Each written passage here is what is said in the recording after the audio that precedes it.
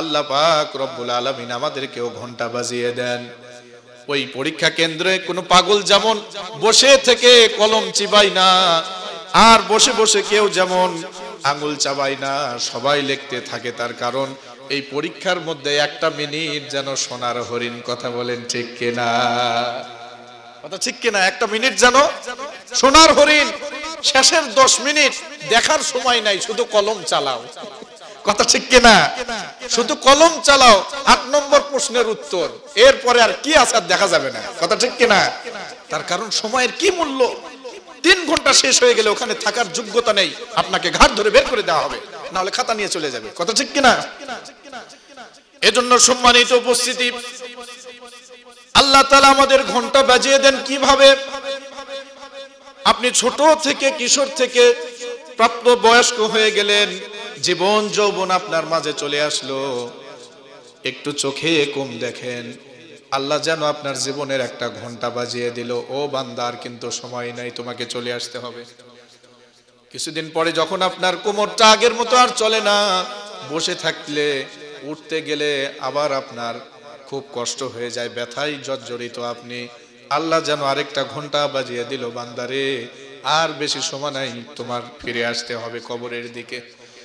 কিছুদিন পরে যখন আপনার হাঁটুতে আর শক্তি পান না, চলাফেরা করতে পারেন না, আল্লাহ যেন আরেকটা ঘন্টা বাজিয়ে দিল, ও বান্দারে আর তোমার সময় নাই।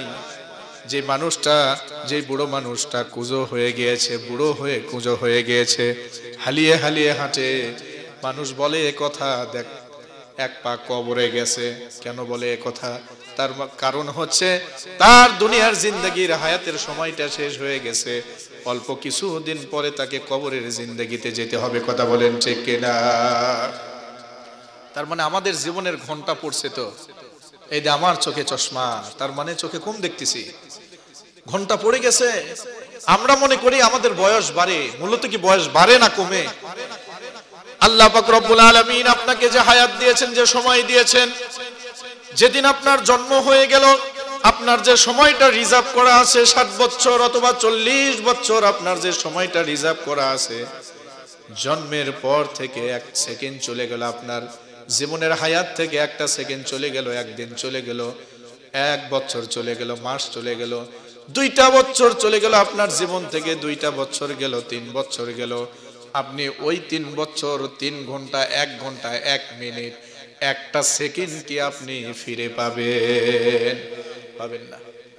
এজন্য রব্বুল আলামিন বলেন, বান্দারে কিয়ামতের দিনে আমি প্রতিটি বনি আদমদেরকে ডাকবো আর বলবো, অমুক দিনের অমুক সময়ের অমুক ঘন্টার অমুক মিনিটের অমুক সেকেন্ড তুমি কোন পথে ব্যয় করেছো?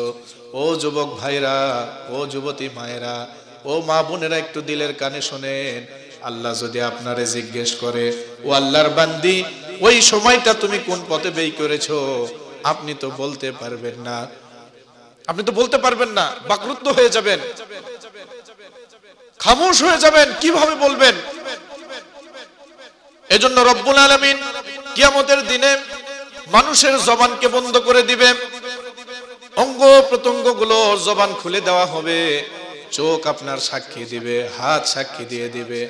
আল্লাহ পাক রব্বুল আলামিন বলেন, আল ইয়াউমা নাখতিমু আলা আফওয়াহিহিম ওয়া তুকাল্লিমুনা আইদিহিম ওয়া তাশহাদু আরজুলুহুম বিমা কানু ইয়াকসিবুন।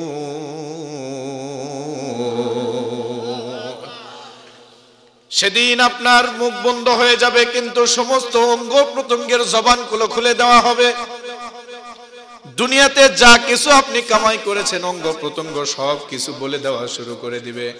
সেদিন বলবে আল্লাহ, চোখ বলবে আল্লাহ, তোমার ওই বান্দি সেদিন রান্নার কাজ শেষ করে টিভি দেখেছে। কি দেখেছে? টিভি দেখেছে। আপনার এই বান্দি অশ্লীল ভাষা প্রয়োগ করে প্রতিবেশীকে গালি দিয়েছে। আপনাকে যখন জিজ্ঞেস করা হবে, আপনার হাত সাক্ষী দিবে। রব্বুল আলামিন আপনি তাকে এত সুন্দর একটা হাত দিয়েছিলেন, অথচ এই পৃথিবীতে কত মানুষকে আপনি হাত দেন নাই। হাত ছাড়া জন্ম দিয়েছেন, জন্ম দিয়ে অ্যাক্সিডেন্ট দিয়ে হাতটা কাটায় গেছে, কিন্তু তার হাত ছিল রাতের বেলায় নামাজ না পড়ে, তাহাজ্জুদ না পড়ে, কোরআন না পড়ে অন্যের বাড়িতে চুরি করেছে। আল্লাহ পাক রব্বুল আলামিনের কাছে সাক্ষী দিবে হাত, পা সাক্ষী দিবে, ও মালিক আপনার এই গোলাম কোরআনের দিকে না গিয়ে, মসজিদের দিকে না গিয়ে অমুক জায়গায় গানের প্যান্ডেল হয়েছিল, মমতাজ এসেছিল, গান বেজেছিল, মমতাজের গানের সাথে নাচানাচি করছে। কথা ঠিক কিনা? আইটা যায় আছে না নাই? গেছে, আছে কুটি গেছে, সব শেষ, সবকিছুর একটা শেষ আছে। কথা বলেন ঠিক কিনা? মনে কষ্ট নিয়েন না, দুঃখ নিয়েন না। এই যে মাঘ মাসে শীত পড়ছে, সারা জীবন কি মাঘ মাস থাকবে? না, একটা সময় শেষ হবে। সবকিছুর একটা সময় আছে, সবকিছুর একটা শেষ আছে। সারা জীবন এরকম থাকবে না, কষ্ট নিয়েন না, মন খারাপ করেন না। ঈমানের উপর অটল থাকেন, অবিচল থাকেন, সত্যের উপর অবিচল থাকেন। এই সময় থাকবে না, পরিবর্তন হয়ে যাবে, ইসলামী হুকুমত কায়েম হয়ে যাবে। কথা বলেন ঠিক কিনা? কোন একদিন বাংলার জমিনে কোরআনী রাজ কায়েম হবে, সেদিন সবাই কোরআনী বিধান দিয়ে দুঃখ বেদনা ভুলবে। সেদিন সবাই কোরআনী বিধান দিয়ে দুঃখ বেদনা ভুলবে। কথা বলেন ঠিক কিনা? সেদিন কোরআন দিয়ে সমাজ চলবে, কোনো সমস্যা থাকবে না। আপনার সন্তান নামাজে যাবে না, বাধ্য হবে সে নামাজে যেতে। ফজরের সময় আপনি উঠবেন না, আপনাকে বাধ্য করা হবে।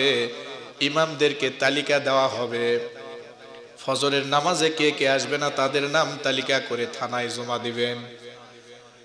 এক ওয়াক্ত নামাজ যদি আপনি ছেড়ে দেন, ইমাম যদি এই তালিকাটা থানাতে জমা দেয়, থানাতে জমা দেওয়ার পরে এটা জেলা পর্যায়ে চলে যাবে, জেল থেকে জেলাররা চলে আসবে, আপনাকে ধরে নিয়ে যাবে। এক ওয়াক্ত নামাজ ছেড়ে দেওয়ার কারণে 6 মাসের জেল হবে আর 50,000 টাকা জরিমানা করা হবে। এরকম একটা আইন যদি করা হয়, তাহলে দেখবেন জুমার সালাতে যে মুসল্লি হয়, ফজরের সালাতে ঠিক একই মুসল্লি হবে। কথা বলেন ঠিক কিনা? ওয়াজ করে কাজ হবে না, সারা জীবন ওয়াজ করে নারীরা পর্দা করবে না। হুকুম লাগবে, আইন লাগবে। কার আইন লাগবে? কার বলেন? যদি আইন জারি করা হয়, সংসদে যদি আইন জারি করা হয়, আজ থেকে পর্দার বিধান চালু করা হলো, সংসদে আইন যখন বাস্তবায়ন হয়ে যাবে, প্রধান বিচারক যিনি থাকবেন তিনি যখন এটা আইন করে দিবেন, তিনি বলে দিবেন আজ থেকে পর্দার বিধান চালু হয়ে গেল। মনে রাখেন, বিশ্বাস করেন, বাংলাদেশের শুধু মুসলিম নারীরা নয়, যখন আইন করা হবে কোন নারী যদি পর্দাবিহীন, অর্ধ উলঙ্গ হয়ে বাহিরে, বেপর্দা হয়ে যদি বাহিরে বের হয়, তার নিজের জীবন যৌবনকে যদি অন্যের নিকটে জাহিলিয়াতের মধ্যে প্রদর্শন করে, ওই নারীকে গ্রেফতার করা হবে, 6 মাসের জেল দেওয়া হবে, 20,000 টাকা জরিমানা করা হবে। মুসলমান তো দূরের কথা, হিন্দু মেয়েরাও পর্দা করতে বাধ্য হবে। কথা ঠিক কিনা? ওয়াজ করে লাভ হবে না। ওয়াজ করে যদি কাজ হতো, তাহলে আসমানের নিচে জমিনের উপরে সবচাইতে বড় ওয়াইজিন ছিলেন তিনি কে? নবী করিম সাল্লাল্লাহু আলাইহি ওয়াসাল্লাম। তিনি ওয়াজ করে এগুলো কাজে নিয়ে আসেন নাই। কি দিয়ে কাজে নিয়ে এসেছেন? আইন দিয়ে। এইজন্য আইন থাকতে হবে। আইন ছাড়া যেটাই করবেন সেটাই আইন হয়ে যাবে। কি হয়ে যাবে? এজন্য সম্মানিত উপস্থিতি, আল্লাহ পাক রব্বুল আলামিন আমাদেরকে পরীক্ষার মধ্যে রেখেছেন। রব্বুল আলামিন বলেন, আমি তোমাদের কাছ থেকে পরীক্ষা নিব গোলাম, এই জমিনে তোমরা কে কত সুন্দর আমল করতে পারো। আল্লাযী খালাকাল মাউতা ওয়াল হায়াতা লিয়াবলুয়াকুম আইয়ুকুম আহসানু আমালা। খালাকাল মাউতা ওয়াল হায়াত, আমি মাউত এবং হায়াতকে সৃষ্টি করেছি লিয়াবলুয়াকুম, যাতে করে পরীক্ষা করতে পারি, আইয়ুকুম আহসানু আমালা, কে কত বেশি সুন্দর আমল করতে পারেন। শুধু আমল করলে চলবে না, শুধু নামাজ পড়লে চলবে না, শুধু হজ করলে চলবে না, শুধু দান করলেই চলবে না, আপনাকে হাজারের মধ্যে একজন হতে হবে। কতের মধ্যে? হাজারের মধ্যে একজন হতে হবে, তবেই আপনি জান্নাতে যেতে পারবেন। এজন্য সম্মানিত হাজিরিন, আল্লাহ পাক রব্বুল আলামিন সময়ের কসম খেলেন আর বললেন ওয়াল আসর ইন্নাল ইনসানা লাফি খুসর। রব্বুল আলামিন বলেন, খুব সংক্ষেপে শেষ করে দিচ্ছে, সময় আমার শেষ, এই হলো সময়ের জীবন, সময় আমার শেষ। আল্লাহ সুবহানাহু ওয়া তাআলা সূরা আসরের তাফসীর যদি করা হয় সঠিকভাবে, রাত ফুরিয়ে যাবে। তার কারণ সময়। তাফসীরটা কিসের? সময়ের।